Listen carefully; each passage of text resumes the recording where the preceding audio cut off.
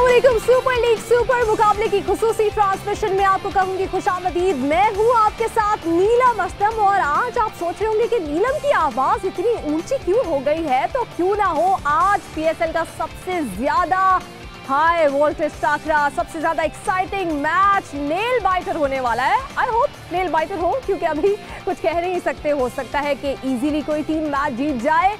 तो कराची किंग्स टकराएंगे लाहौर कलंदर्स से और अब तक तारीख तो यही है कि कराची किंग्स हमेशा ज्यादातर मैचेस में फाते रही है और लेकिन आज कुछ भी हो सकता है। 7 मैचेस में कराची किंग्स ने फतह हासिल की, जबकि 4 मुकाबले जीते लाहौर कलंदर्स ने। लेकिन अब लाहौर कलंदर्स वो वाली लाहौर कलंदर्स नहीं है। खैर, इसके ऊपर बात करेंगे। सलमान बट हमारे क्रिकेट एनालिसिस के लिए हमारे साथ होंगे, क्रिकेटिंग एक्सपर्ट है हमारे। लेकिन उससे पहले जो कल मैच हुआ, जो पेशावर ज़ल्मी ने किया है इस्लामाबाद यूनाइटेड के साथ, उसके बारे में बात करते हैं। और पॉइंट्स टेबल पे टॉप पे आ गई है। तो जी वहाँ रियाज पे काफ़ी ज़्यादा तनकीद हो रही थी और सबसे ज़्यादा तो मैं भी कर रही थी। लेकिन सलमान बट हमें मुसलसल कह रहे थे कम बैक करेगा। सलमान, एक बार फिर से आपकी बात ठीक हुई? अल्लाह का शुक्र है। आई थिंक कि हिस्टोरिकली अगर हम उसके करियर को देखें तो जब भी वो प्रेशर, एक्सट्रीम प्रेशर में गया है तो वहाँ से फिर उसने बाउंस बैक किया है। दो कि आइडियली ये चीज़ अच्छी नहीं है कि बार बार प्रेशर में आ जाना और पीछे चले जाना,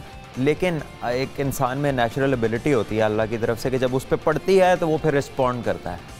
तो ये क्योंकि मैं उसके साथ बचपन से खेल रहा हूँ तो ये कोई सीक्रेट नहीं है मेरे लिए। मुझे पता है कि वो हमेशा ऐसे ही करता आया है, तो मुझे था बिलीव कि ये लाजमी इस तरह करेगा। और जो उसने परसों, मतलब ये एक ही 24 घंटे के दौरान ये दोनों मैच हैं। वो डे जो था, रात को उसने 12 बजे के बाद वो 2 छक्के मारे, मैच जितवाया। उसके बाद उसी दिन आगे फिर उसने ये बॉलिंग का स्पेल किया। सो दैट कॉन्फिडेंस जो उसको गेन हुआ है एज अ कैप्टन, वो मैच जितवा के आई थिंक उसकी बॉलिंग में भी नज़र आया। रिदम बेहतर था, बॉडी उनकी जो है वो इन लाइन थी, लग रही थी, और पेस भी बेहतर थी। और आई थिंक जो पहला ओवर उन्होंने किया, दैट वाज अ साइन, किसी ने उसे लाजमी कॉन्फिडेंस दिया होगा, मे बी द कोच और समवन, कि तुम जाओ पहला ओवर खुद करो। वहाँ पे उससे विकेट मिल गई एंड देन उसके लिए आसानी हो गई। अच्छा, कल हमने काफ़ी दिनों बाद उनकी अपनी फैमिली के साथ एक पिक्चर देखी ग्राउंड में। उनकी बड़ी प्यारी सी क्यूट सी बेटी भी है, तो वो काफ़ी खुश भी नजर आए। इसका भी कोई इफेक्ट हुआ होगा? जब फैमिली आ जाती है तो आप ज़रा ज़्यादा उनकी दुआएं भी शामिल हो जाती हैं। माशाल्लाह उसकी 2 बेटियां हैं और दोनों ही अल्लाह ताला उन्हें से ज़िंदगी दे। I think they are a wonderful family और वो माशाल्लाह ज़्यादा साथ ही होते हैं।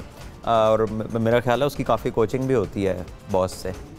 माँ भाभी को मैं तो बॉस कहता हूँ, तो वो बॉस काफ़ी कोचिंग करते हैं। उनको क्रिकेट की पूरी समझ है? वो क्रिकेट की तो नहीं, लेकिन ऑब्वियसली परफॉर्मेंस रिलेटेड बात किसी भी काम पे आपकी फैमिली आपसे कर सकती है। तो वो मैंने उनको अक्सर देखा है, वो पूरी PSL साथ ही होती हैं उनके, तो डेफिनेटली उनका भी इंटरेस्ट होगा इसमें। और respond again, he has come up with a good response. और ज़ल्मी की टीम ने 2 बड़े चेस कर दिए। एक अच्छी टीम को जो अपनी बैटिंग डेप्थ के ऊपर थ्राइव कर रही थी कि जी 11वें नंबर तक बैटिंग है, उसको इतने कम टोटल पे आउट करना।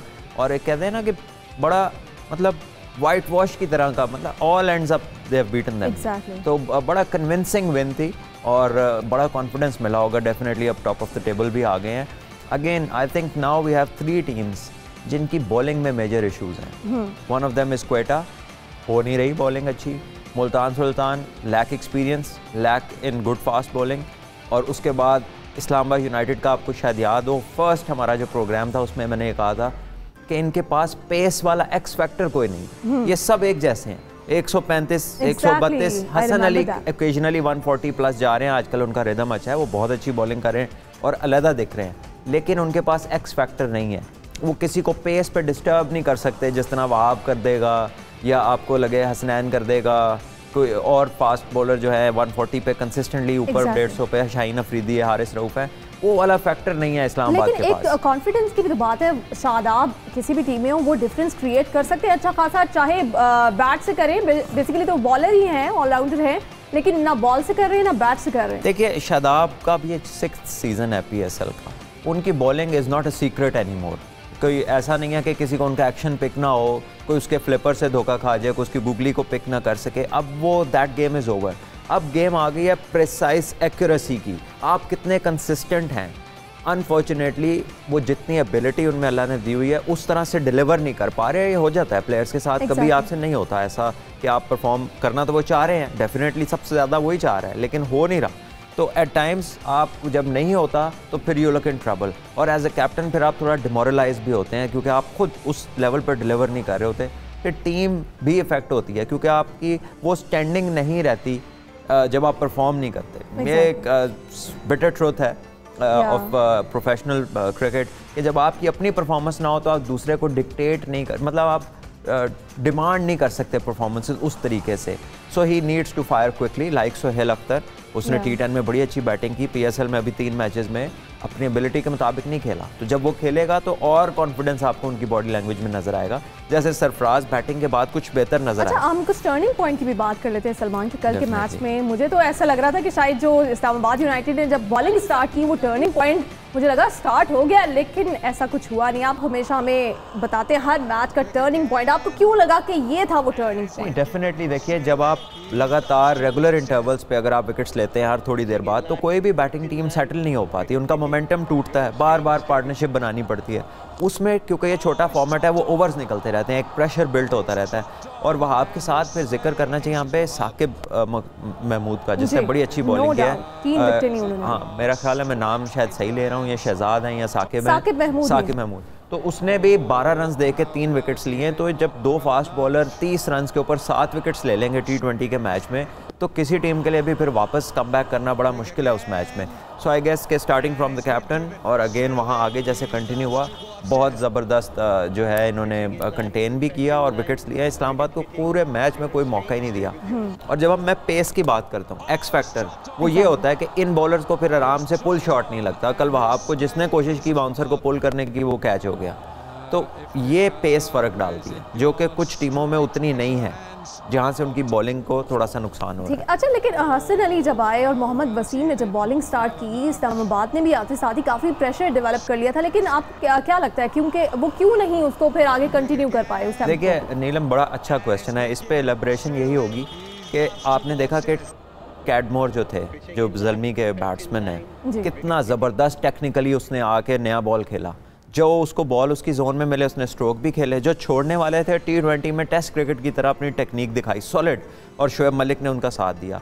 ठीक है, अर्ली ऑन अच्छा बॉल हुआ, कामरान अकमल आउट हो गए, स्विंग हो रहा था बॉल, जो है हसन अली क्विक बॉलिंग कर रहे थे, रिदम अच्छा था। इमाम को वहाँ पुल नहीं मारनी चाहिए थी, आराम से रोक के सिंगल करते, अपने आप को टाइम देते। आप कल भी यही कह रहे थे कि बेशक T20 हो, लेकिन आप 1-2 ओवर्स लें, थोड़ा समझें कि पिच क्या आपसे डिमांड कर रही है, बॉलिंग कैसी हो रही है। लेकिन इमाम शायद वो यंग ब्लड हैं तो वो जज्बाती, हालांकि इमाम यूजुअली टाइम लेते हैं, तो कल हालांकि टोटल छोटा था, आसानी थी टाइम लेने में, अनफॉर्चुनेटली वो आउट हो गए। लेकिन जिस तरह कैडमोर ने आके उसके बाद बैटिंग की, इट शोज़ कि अगर आप टेक्निकली करेक्ट हैं तो आप किसी भी फॉर्मेट में कामयाब हैं। आप बाबर आजम को देख लें, वो क्लीन हिटिंग करते हैं, क्लीन शॉट्स खेलते हैं। हाफिज़ जो हैं वो पावर हिटर तो नहीं है, प्रॉपर बैट्समैन है, इसीलिए ज़्यादा कामयाब हैं, 10 में से 7 दफ़ा कामयाब हैं। और जो कुछ लोग सिर्फ छक्के और स्ट्राइक रेट की बातें करते हैं और उसको फॉलो करते हैं, वो फिर कभी कभी की बात है, फिर जंगल में कभी कभार मोर नाच ही लेता है, कोई बात लेकिन नहीं। एक हमारे जो यंग स्ट्राइकर हैं उनके जो मोर है वो रोज ही अब नाचना शुरू हो गया है। हैदर अली की बात। जी बिल्कुल, आई थिंक कि हैदर को फ़र्क पड़ा है बैटिंग ऑर्डर के चेंज होने से। हमने ये भी अपने शो में पहले दिन बात की थी कि हैदर नए बॉल पे थोड़ी सी स्ट्रगल है, तो एज लॉन्ग एज वो पावर प्ले के बाद बैटिंग करने आते हैं, बॉल थोड़ा पुराना हो जाता है, थोड़ी बहुत मेरा लॉस की वजह से उसका स्विंग बिल्कुल बंद हो जाता है। लेकिन क्रेडिट उसको है कि वो उसकी स्ट्राइकिंग बहुत क्लीन है, उसका जो रेडार है, उसकी जोन में जब बॉल आता है तो बहुत ज़बरदस्त कनेक्शन है उसका, और इसका क्रेडिट उसको जाता है। और कॉन्फिडेंस, फर्स्ट बॉल पे उसने 6 रन लगाए आते साथ ही को तीसरी चौथी दफ़ा ऐसा कर चुका है। फिर उस पर ट्रीटमेंट हुई, किसी ने कहा उसकी कमर में दर्द है, उसने उठ के पहले बॉल पे 90 मीटर्स का छक्का मारा। तो मेरा ख्याल है कि ज़बरदस्त टैलेंट है वो। हाँ, यूज़ कहाँ करना है ये अब सबके सामने आ गया कि निचला नंबर जो है ज़्यादा सूटेबल है उसके लिए। अब देखना है कि कितनी देर वो ऐसे चलता है। लेकिन सलमान, अब आप इस्लामाबाद यूनाइटेड की काफ़ी तारीफ़ कर रहे थे कि बड़ी डेप्थ है उनकी बैटिंग लाइन में और एंड तक है, लेकिन जब ये पत्ते झड़ना शुरू होते हैं फिर ये बिल्कुल पाकिस्तान की जो नेशनल टीम है उसकी तरह ही, हुसैन तलत ने कुछ किया, लेकिन फ़हीम अशरफ को भी हम देख रहे हैं कि उनकी ऑलराउंड परफॉर्मेंस नहीं आ रही, उसके बाद इफ्तिखार, और फिर ये कुछ भी कोई नहीं टीम को बचा पा। देखिए, इस्लामाबाद यूनाइटेड का लेटली मेरे जहन में नहीं आ रहा कि कौन सा बैट्समैन है जो उनकी टीम को, बैट्समैन को गाइड कर रहा है। उस सबका एज ग्रुप तकरीबन एक है, सब तकरीबन एक तरह के प्लेयर्स हैं। सिर्फ इफ्तिखार आप कह लें उनमें से ऐसा है कि जो प्रॉपर इस्टेब्लिश्ड बैट्समैन है, फर्स्ट क्लास क्रिकेट लंबी खेली हुई है, रन्स किए हुए हैं और आर्ट आता है रन स्कोरिंग का। बाकी सब मोर और लेस हार्ड हिटर्स हैं। अगर हम बात करें हुसैन तलत की, अगर आसिफ अली की बात करें, अगर उनके ऊपर जो गोरे बैट्समैन जो उन्होंने रखे हुए हैं वो भी प्रेडोमिनेटली हिटर्स हैं। एलेक्स हेल्स इज समबडी जो अच्छा खेलता है, सारे फॉर्मेट इंग्लैंड से खेला और वो नज़र भी आ रहा है। लेकिन बाकी उनका जो बैटिंग ट्रेंड है एक है, उनके कोचिंग स्टाफ में एक सईद अजमल बैठे हैं, वो भी बॉलर हैं। योहान बोथा उनके हेड कोच हैं, वो भी ऑफ स्पिनर हैं। 2 ऑफ स्पिनर्स हैं। फिर रुमान रईस हैं, वो भी बॉलर हैं। तो देयर इज़ नो बैट्समैन के जो बैट्समैनों को कहे कि यार हो क्या गया, तुसी मतलब आप हर बॉल पे हिट मारने जाओगे, this is not the way. आपने सेंसिबली खेलना है, आपने पिक एंड चूज़ करना है किसको हिट मारनी है, कहाँ पर हमें रुकने की ज़रूरत है। अगर आप एक ही ट्रेंड की क्रिकेट खेलेंगे तो ज़िद्दी बच्चों वाली क्रिकेट कामयाबी की तरफ नहीं ले जाती। फिर ऐसा ही होगा, किस दिन आप आउट क्लास कर देंगे, किस दिन आप आउट क्लास खुद हो जाएंगे। तो I think A sensible approach, एक बैलेंस्ड अप्रोच की ज़रूरत है बैटिंग में। एलेक्स हेल्स ऐसा क्या कर रहे हैं जो बाकी लड़कों को इस्लामाबाद यूनाइटेड के सीजन? देखिए वो टेक्निकली बेहतर इक्विप्ड है, उसकी जो हिटिंग जोन्स हैं, कद लंबा है, उसके पास शॉट की रेंज बहुत ज़्यादा है, फास्ट बॉलर्स को वो अच्छा खेलता है। ये बाकी जितने लड़के हैं जो कि लोकल हमारे खेल रहे हैं इस्लामाबाद यूनाइटेड में, ये हाई पेस पे स्ट्रोक मेकिंग में इन्हें इशू है। ये मीडियम पेस को और स्पिनर्स को तो बहुत अच्छा खेलते हैं, लेकिन जैसे ही 140 की स्पीड वाला बंदा आता है तो साफ नज़र आता है कि इनके इश्यूज हैं, तो वहाँ पे वो इनसे लीड ले जाते हैं। सलमान, इस बात की तो काफ़ी बात हो गई है। अब हमारे व्यूअर्स इंतजार कर रहे होंगे लाहौर कलंदर्स की बात करें हम कुछ, सलमान से कुछ कराची किंग्स की स्ट्रेंथ जाने, लेकिन हम जानेंगे इस ब्रेक के बाद। स्टे विद अस।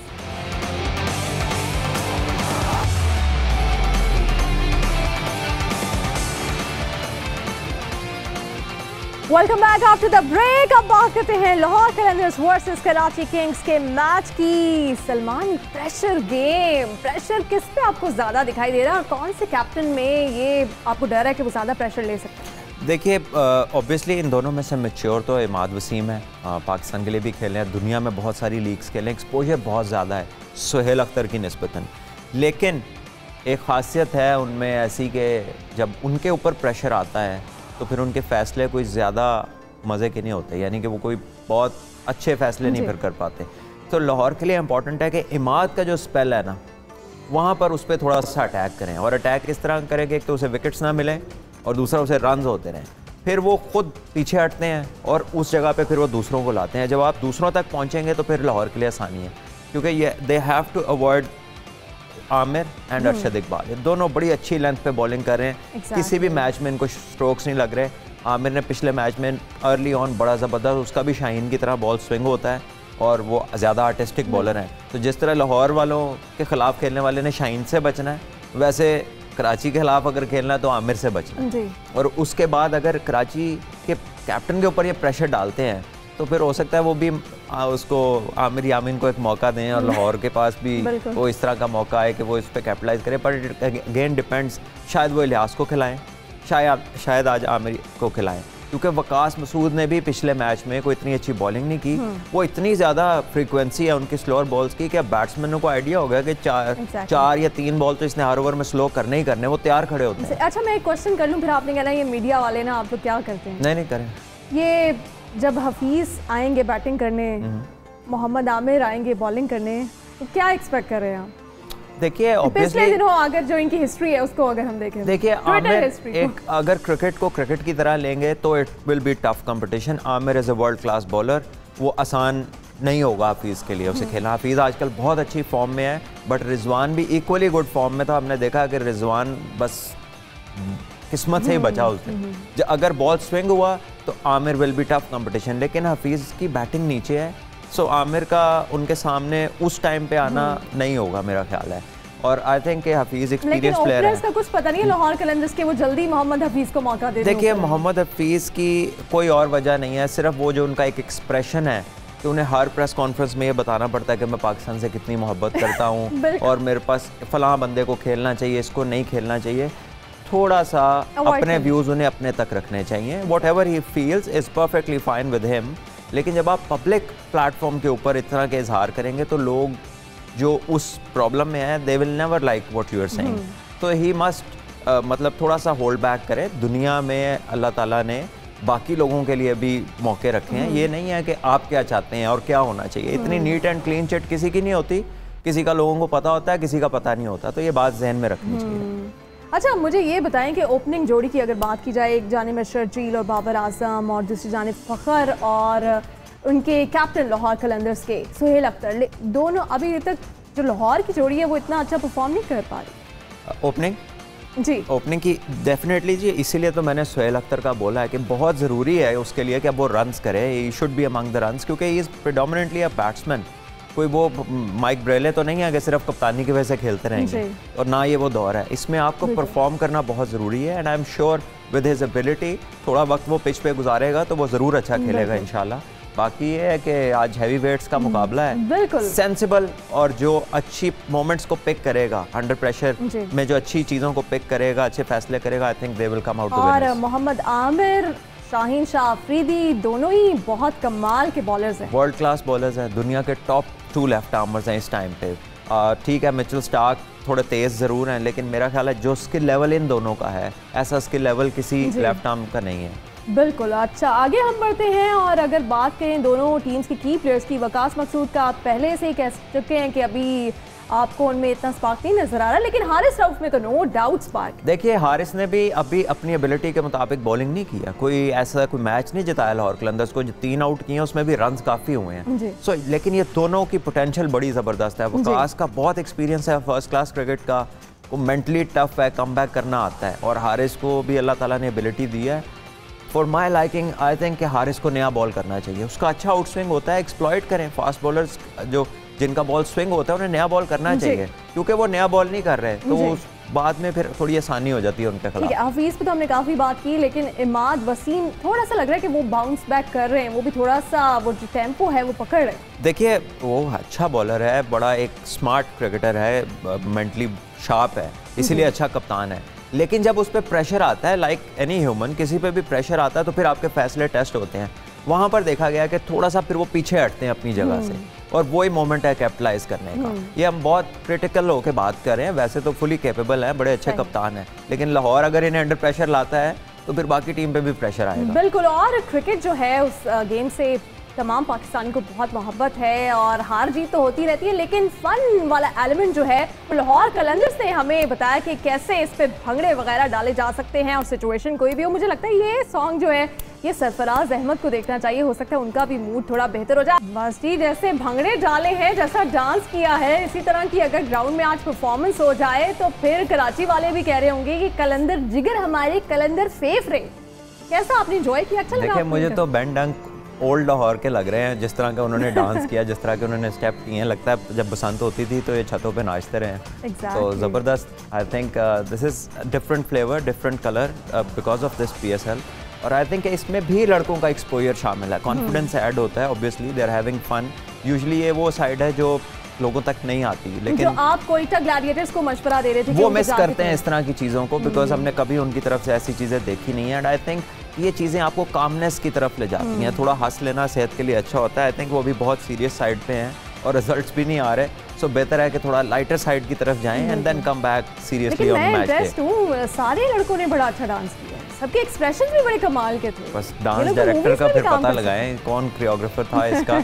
सबने ही अच्छी इसमें जो है अपनी इनपुट दी है, सभी अच्छे लग रहे हैं इसमें। आपको नहीं लगता इसमें अगर राना साहब भी हो जाते तो कमाल ही हो जाता? तो आप फिर सुपर हिट हो जाना, फिर PSL का गाना किधर जाना था। इसलिए राना साहब को जरा हो सकता है PCB की रिक्वेस्ट हो। एक राशिद खान की जो कमी महसूस हम कर रहे थे, अब उनकी जगह संदीप लमिचाने जो हैं उन्होंने उनको रिप्लेस किया है। पिछली बार भी उन्होंने काफ़ी हमें मुतासिर ज़रूर किया था, आपको क्या लगता है? देखिए, वो भी काफ़ी एस्टैब्लिश्ड बॉलर है, उसने मुतासिर हमें किया था दुबई में, जहाँ पे स्पिनर्स के लिए हालात बड़े साजगार होते हैं, स्पिन भी मिलता है, वेरिएशन भी होती है बाउंस में। पाकिस्तान में जब वो आए थे तो उनकी भी एक दफ़ा आंखें जो थी ना वो खुली रह गई थी कि ये बहुत अच्छी पिचें हैं, यहाँ पर आपको एक्स्ट्रा अच्छी स्किल के साथ आप बैट्समैन को फंसा सकते हैं, जो कि उसकी है स्किल। अनफॉर्चुनेटली वो जिस दिन आया था उसको उस दिन डेलपोर्ट ने बहुत मारा था और 1 ओवर में 4 छक्के लगे। उसके बाद कोई भी बॉलर जो हो वो ऑफलाइन हो जाता है, थोड़ा सा मेंटली वो अंडर प्रेशर भी आ जाता है। But this is different year, different day, and I am sure वो अच्छे माइंडसेट के साथ आए होंगे। और अगर वो अच्छी बॉलिंग कर देते हैं तो लाहौर कलंदर की जो मिडल के जो बॉलिंग है, पावर प्ले से बाद की और आखिर से पहले की, उसके अंदर अगर वो 1-2 विकेट्स ले लेते हैं तो बहुत अच्छा कुशन मिल जाएगा लाहौर के बॉलर्स को। चलें, अभी मैं सलमान भट्ट से पूछूंगी कि आइडियल प्लेइंग 11 दोनों टीम्स के लिए क्या हो सकती है। अगर आप भी जानना चाहते हैं मैच से पहले कि आइडियली दोनों टीम्स को कौन से प्लेयर्स को आज चुनना चाहिए, तो आपको हमारे साथ ट्रांसमिशन में वापस आना पड़ेगा इस ब्रेक के बाद। Stay with us.